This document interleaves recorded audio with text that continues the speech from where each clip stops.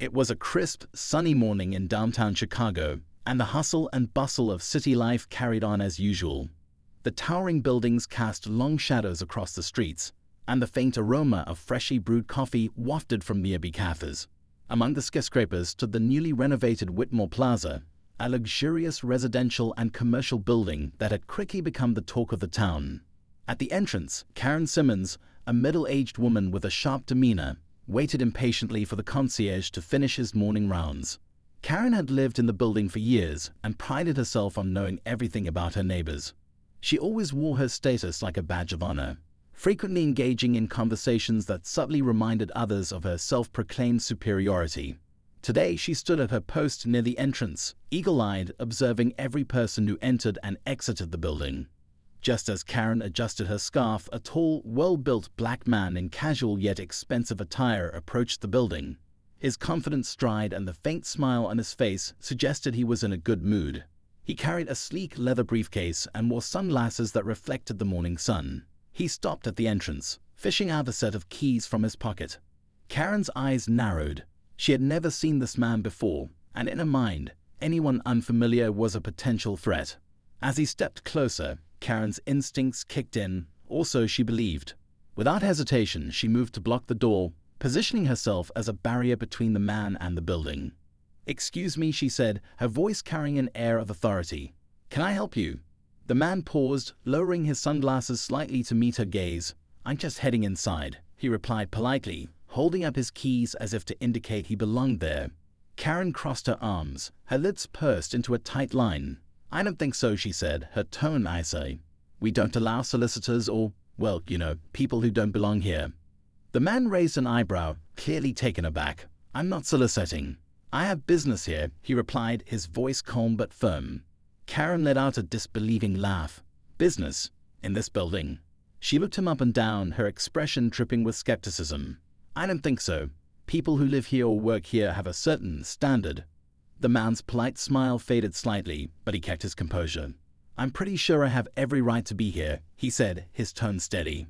Karen shook her head. "Listen, I don't know who you are or what you're trying to pull, but I've seen your type before. If you got leave, I'll have no choice but to call security." Several passers-by began to slow down, sensing the tension. Some glanced curiously at the exchange, while others hurried past, not wanting to get involved. The man sighed, removing his sunglasses entirely and slipping them into his pocket. He looked Karen directly in the eyes, his gaze unwavering. "I'm not here to cause any trouble," he said, "but I think you should know." Karen cut him off with a dismissive wave. "I don't care who you think you are. This building is for people who've worked hard, who've earned their place here, not for charity cases." A flicker of irritation crossed the man's face, but he quickly masked it. He stepped back slightly, giving Karen room to continue her tirade. She took his silence as a sign of victory, her confidence growing with each passing second. "You can't just walk into places like this and expect to be welcomed," Karen continued, her voice rising slightly. "People like me have built a life here. We don't need strangers disturbing our peace." The man glanced around at the growing audience, then back at Karen. He exhaled slowly, shaking his head. "You really don't know who I am, do you?" he asked quietly. Karen scoffed. "Should I? Are you someone important?" she asked mockingly. Before the man could respond, the building's concierge rushed out, his face pale with alarm. "Oh, Mr. Johnson, I'm so sorry for the inconvenience," the concierge said, bowing slightly in apology. Karen's expression froze, her confidence visibly wavering. She turned to the concierge, her brow furrowed in confusion. "Mr. Johnson," she repeated, glancing back at the man. The man, Mr. Johnson, gave a small, knowing smile. "Yes, I'm Mr. Johnson," he said, his voice calm, but with an edge of irony. "And for your information, I'm not just here for business. I own the building." Karen's face turned an alarming shade of red as the weight of his words sank in. The bystanders who had gathered began murmuring among themselves, a mix of shock and amusement in their voices. "Shall we go inside?" Mr. Johnson asked, his tone courteous yet undeniably firm. Karen opened her mouth to speak, but no words came out. For once, she was at a loss. She stepped aside reluctantly, allowing him to pass, her mind racing with questions and excuses. As Mr. Johnson walked through the doors, the concierge followed closely, leaving Karen standing at the entrance, frozen in place. The weight of her assumptions and actions hung heavily in the air. What would come next for Karen? and for Mr. Johnson was a story yet to unfold, but one thing was clear. Appearances could be deceiving, and lessons were about to be learned. Inside the lobby of Whitmore Plaza, the atmosphere was sleek and modern, with marble floors that gleamed under warm lighting, and a spacious lounge area decorated with plush furniture. Mr. Johnson walked through the space with an air of ease, his polished shoes clicking softly against the marble. The concierge, still flustered, hovered at his side, offering apologies and assurances all at once. "Again, Mr. Johnson, I'm terribly sorry about the misunderstanding," the concierge stammered, glancing nervously toward the entrance where Karen still lingered, her face pale and her posture stiff. Mr. Johnson waved off the apology with a casual gesture. "It's fine. No harm done," he said, though his tone hinted at an undercurrent of disappointment. His gaze briefly flicked toward the door, where Karen stood frozen, her hands gripping her bag tightly. Karen's mind was racing. How could she have made such a colossal mistake? She had assumed so much about this man from the moment she saw him. His clothes, his demeanor, his skin color, and now every assumption had come crashing down. The idea that he owned the building felt almost surreal. She had spent years cultivating her reputation here, and now she was the one who looked foolish. But Karen wasn't the type to let herself feel foolish for long. She squared her shoulders and stepped inside the building, deciding she needed answers, or at least a chance to smooth things over. She couldn't afford to be on the bad side of the man who owned the very place she called home. "Mr. Johnson," she called out, her voice overly bright, as though she could erase the earlier encounter with a cheerful tone. She hurried to catch up, her heels clicking loudly against the floor. Mr. Johnson turned, his expression neutral but his eyes sharp. "Yes?" he asked, his calm demeanor making her feel even more unsettled. Karen forced a smile, her hands clutching her bag tightly. I just wanted to apologize for earlier. You know how it is. There are so many unfamiliar faces these days, and one can never be too careful." Mr. Johnson studied her for a moment, his gaze steady. "Careful," he repeated, the single word carrying a weight that made Karen falter slightly. "Yes, exactly," she said quickly, trying to regain her footing. "I didn't mean to offend you. It's just that we've had some issues in the past. Security concerns, you understand." He nodded slowly, though his expression didn't soften. "I see. And do you usually handle security for the building?" Karen blinked, caught off guard by the question. "Well, no, not officially, but I've lived here for years, and I like to think of myself as someone who looks out for the community." "Community," Mr. Johnson echoed, his tone thoughtful. "That's an interesting choice of words." Karen felt a flush rise to her cheeks. She opened her mouth to respond, but Mr. Johnson had already turned back to the concierge. "Let's go over the final inspection for the penthouse renovations," he said, his tone decisive. "I want to ensure everything's ready before I move in." The concierge nodded eagerly, leading Mr. Johnson toward the elevators. Karen stood rooted in place, watching them go. Her thoughts swirled with confusion and indignation. What did he mean by interesting choice of words? And what kind of man buys an entire building without making his presence known sooner? She had so many questions, but no answers. As the elevator doors closed behind Mr. Johnson and the concierge, Karen turned and headed toward the lounge area, her mind racing. She needed to understand more about him. Who was this man who had suddenly disrupted her carefully curated sense of control? She pulled out her phone and began typing his name into a search engine. Meanwhile, in the elevator, Mr. Johnson leaned against the wall, his expression thoughtful. He wasn't angry. He had experienced moments like this far too many times to feel anything more than a fleeting annoyance. But it did leave him wondering. How often did people like Karen make snap judgments based on appearances? And how many opportunities had they missed because of their assumptions? The concierge cleared his throat nervously, breaking the silence. "Mr. Johnson, I hope today's incident won't sour your opinion of the building or its residents. I assure you most of the tenants here are wonderful people." Mr. Johnson gave a small smile. "I'm sure they are," he said, "but it's not the residents who concern me. It's the culture.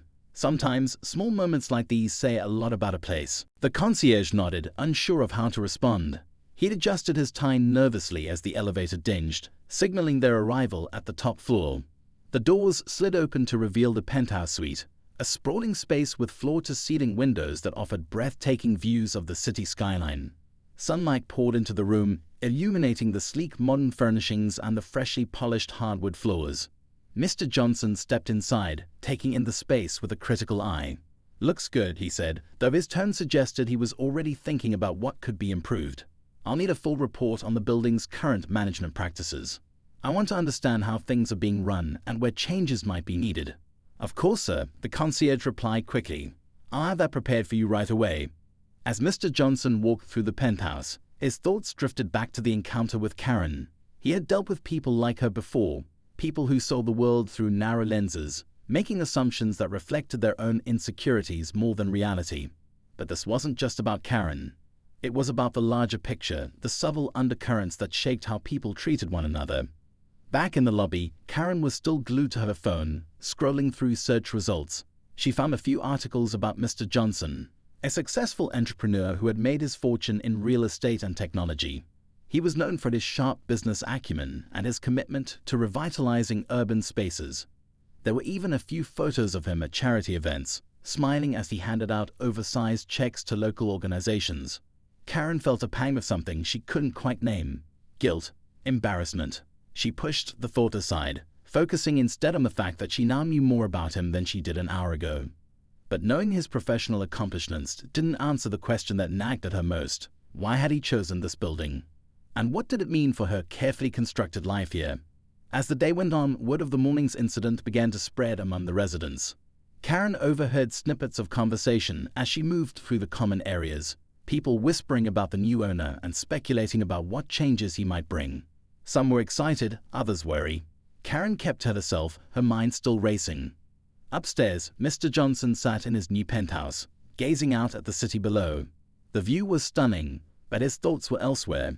He had big plans for Whitmore Plaza, plans that went beyond luxury amenities and sleek renovations.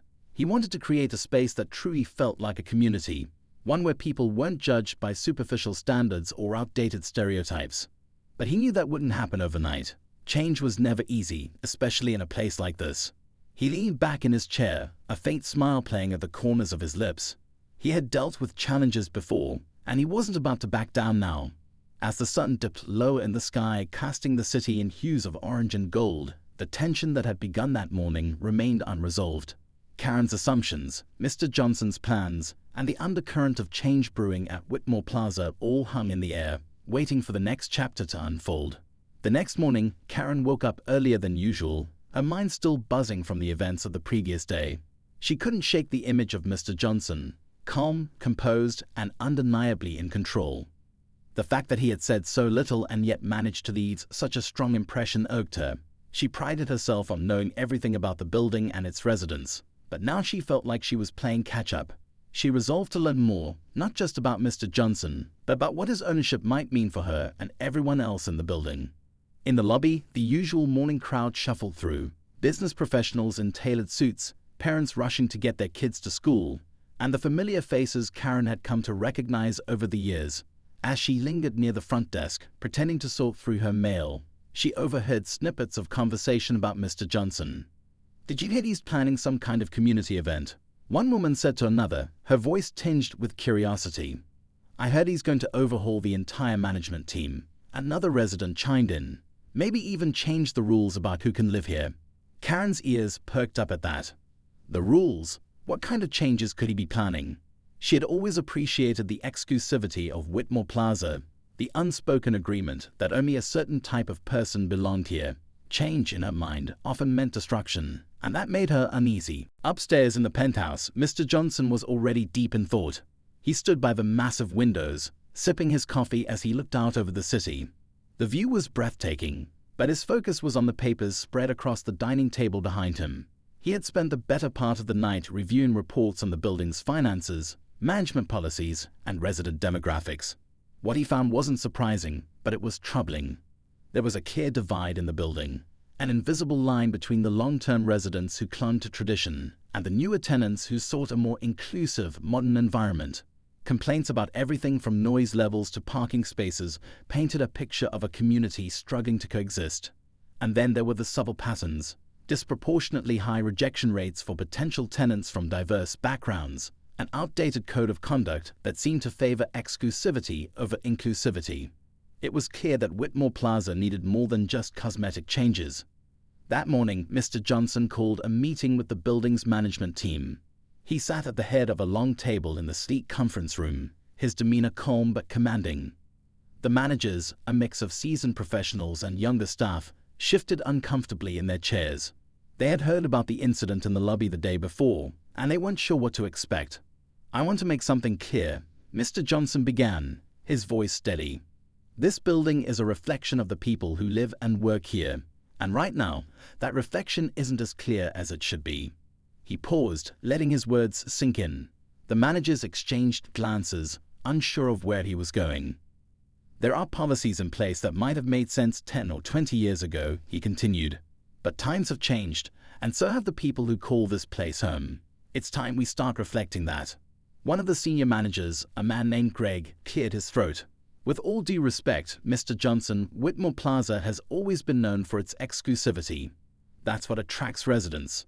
They like knowing they're part of a certain standard." Mr. Johnson raised an eyebrow. "And what exactly is that standard, Greg?" he asked, his tone sharp but not unkind. Greg faltered, his face turning slightly red. "Well, I mean, people who appreciate the finer things in life, people who can afford it." "And do you think exclusivity should come at the cost of fairness?" Mr. Johnson pressed. "Because from where I'm standing, it looks like we've been using standards as an excuse to exclude people who don't fit a certain mold." The room fell silent. The younger staff members looked uncomfortable but intrigued, while the older managers shifted in their seats, clearly unsettled. Outside the conference room, Karen was on her own mission. She had taken to lingering in the common areas, hoping to overhear more about Mr. Johnson's plans. She had also started chatting with other residents, subtly steering conversations toward the building's future.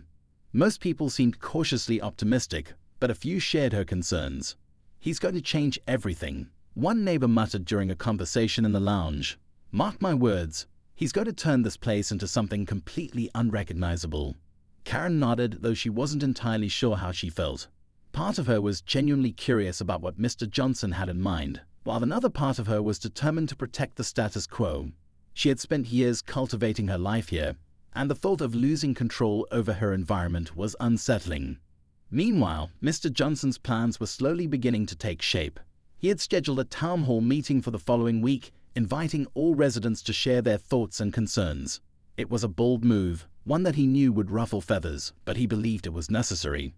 Change, he thought, couldn't happen in isolation. It needed to be a conversation. As the week went on, tension in the building continued to simmer. Residents whispered in the hallways, speculating about what the meeting might bring. Karen found herself caught between two worlds: her desire to maintain her position as a self-appointed leader in the building and her growing curiosity about Mr. Johnson's vision. One evening, as she stood on her balcony overlooking the city, she couldn't help but think about her first encounter with him. She had been so quick to judge, so certain of her assumptions, and yet he had handled the situation with a grace that she couldn't deny. The more she thought about it, the more she realized that her reaction had been driven by fear of change, fear of the unknown.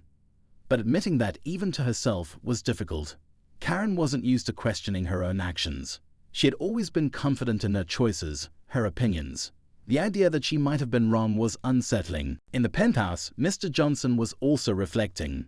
He had spent the evening reviewing notes for the upcoming town hall, thinking about how to address the concerns he knew would arise. He wasn't naive. He understood that change was rarely welcomed with open arms. But he also knew that progress required discomfort.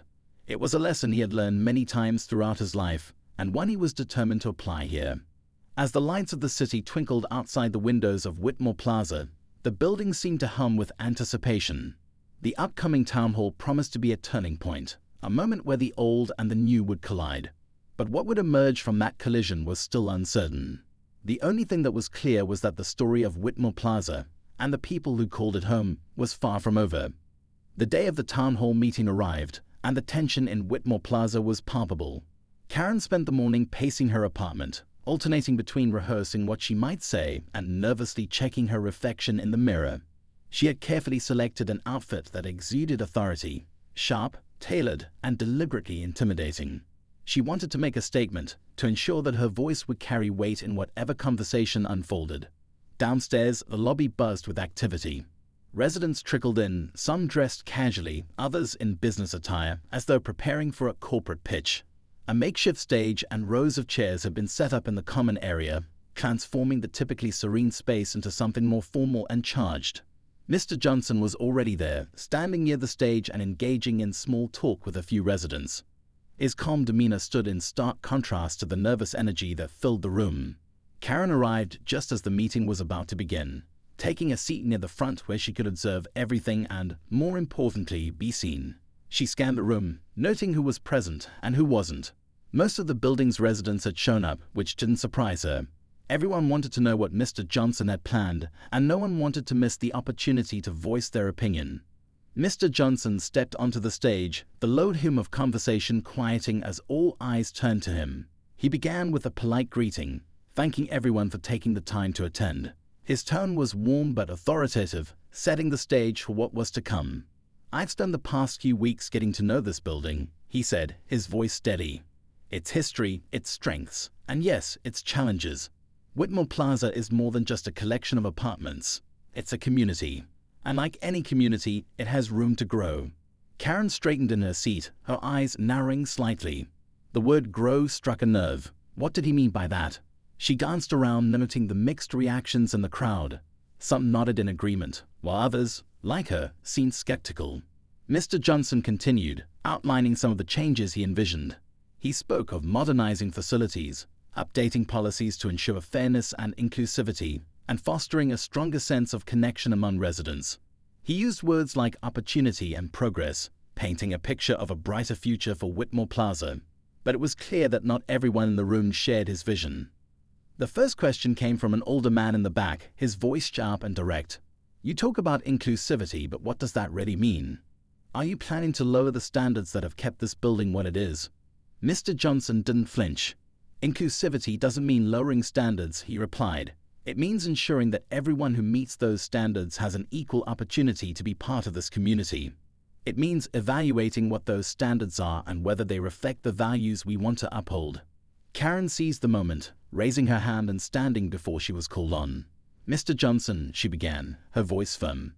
"You say you want to build a stronger community, but isn't the community we already have strong? Why fix something that isn't broken?" There was a murmur of agreement from some of the residents. Karen felt a surge of confidence, glancing around the room to gauge her support. Mr. Johnson met her gaze, his expression calm but thoughtful. "A strong community isn't static," he said. "It evolves. It adapts to the needs of its members. And while Whitmore Plaza has many strengths, it also has areas where it can improve.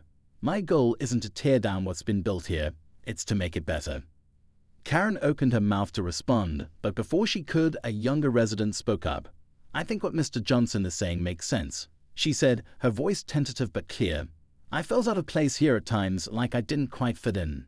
If these changes can make the building more welcoming, isn't that a good thing?" The room fell silent, the tension thick enough to cut with a knife. Karen felt a flicker of doubt, but she quickly pushed it aside. She wasn't ready to concede, not yet. The meeting continued, with residents voicing their concerns, questions, and in some cases, outright opposition. Mr. Johnson remained composed, addressing each point with patience and clarity. But as the conversation unfolded, the divide in the room became increasingly apparent. On one side were those who, like Karen, clung to the building's traditions and exclusivity. On the other were those who welcomed the idea of change, seeing it as an opportunity for growth and inclusion. As the discussion wore on, Karen found herself growing more frustrated. She had come prepared to defend her position, but the younger residents were more vocal than she had anticipated. Their arguments were compelling, their stories poignant. For the first time, Karen began to feel the weight of her own assumptions, the cracks in the foundation of her certainty. But before she could dwell on those thoughts, an unexpected twist jolted the room. One of the building's staff members, a maintenance worker named Carlos, raised his hand to speak.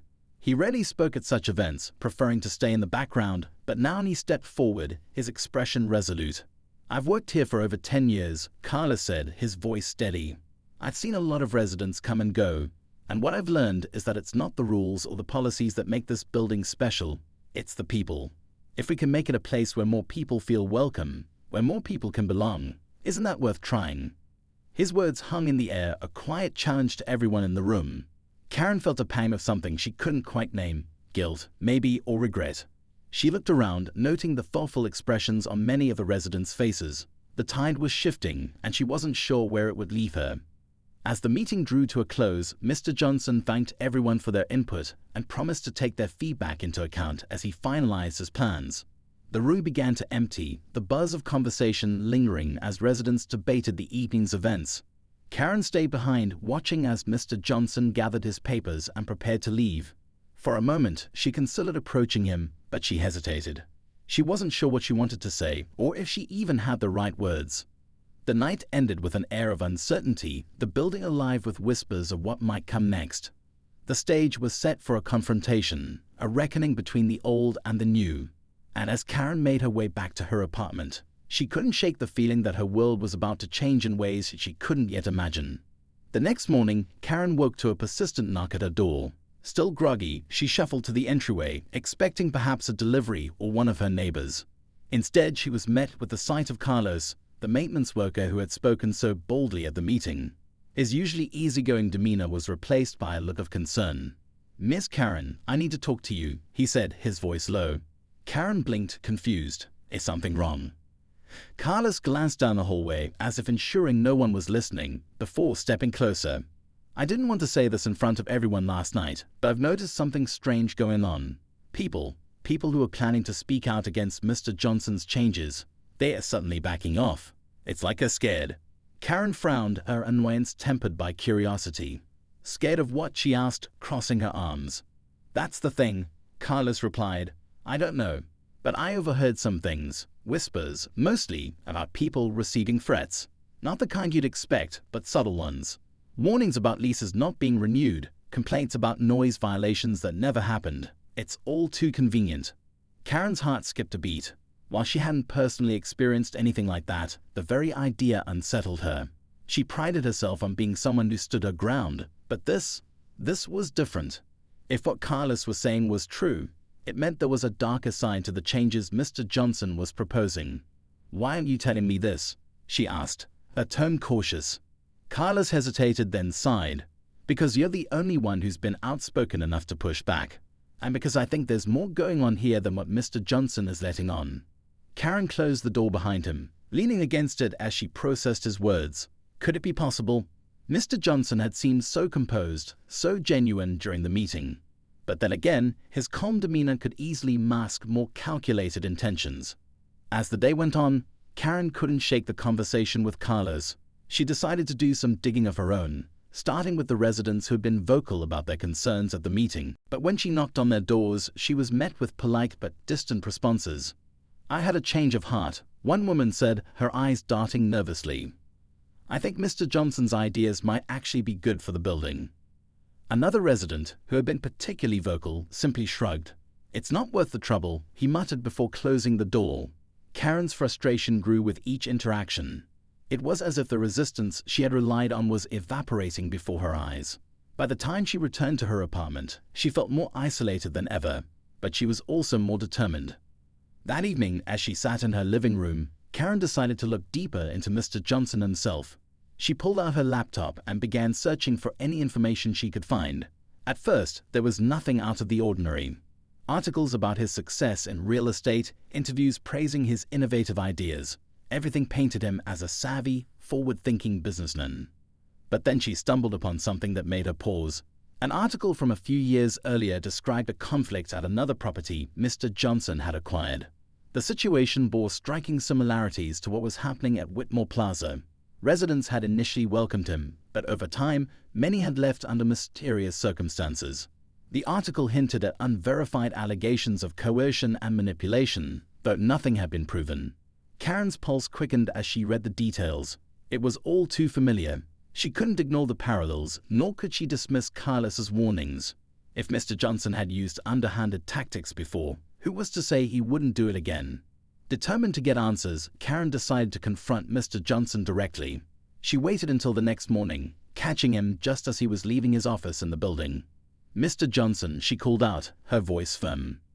He turned, his expression pleasant but guarded. "Miss Karen, what can I do for you?" Karen didn't mince words. "I've been hearing things. About residents being pressured, about people leaving other properties you've managed. I want to know what's really going on here." For a moment, his pleasant facade faltered. His smile didn't quite reach his eyes, and there was a flicker of something else. Annoyance, perhaps, or calculation. But then it was gone, replaced by a calm, measured response. "I'm not sure what you've been told," he said, his tone even. "But I assure you my only goal is to improve this building and ensure it thrives." Karen didn't back down. "That's not what it looks like, and I'm not the only one who thinks so." Mr. Johnson's smile tightened. "Ms. Karen, change is never easy. It's natural for people to resist, to cling to the familiar. But I promise you, everything I'm doing is for the benefit of this community." Before Karen could respond, he added, "If you'll excuse me, I have a meeting to attend." As he walked away, Karen felt a mix of frustration and unease. He had answered her questions without really answering them, sidestepping her concerns with practiced ease, but his reaction only reinforced her suspicions. Later that night, Karen received an anonymous email. The message was short but chilling. "Stop asking questions. You don't want to know the answers." Karen stared at the screen, her heart pounding. The stakes had just been raised, and she was more determined than ever to uncover the truth.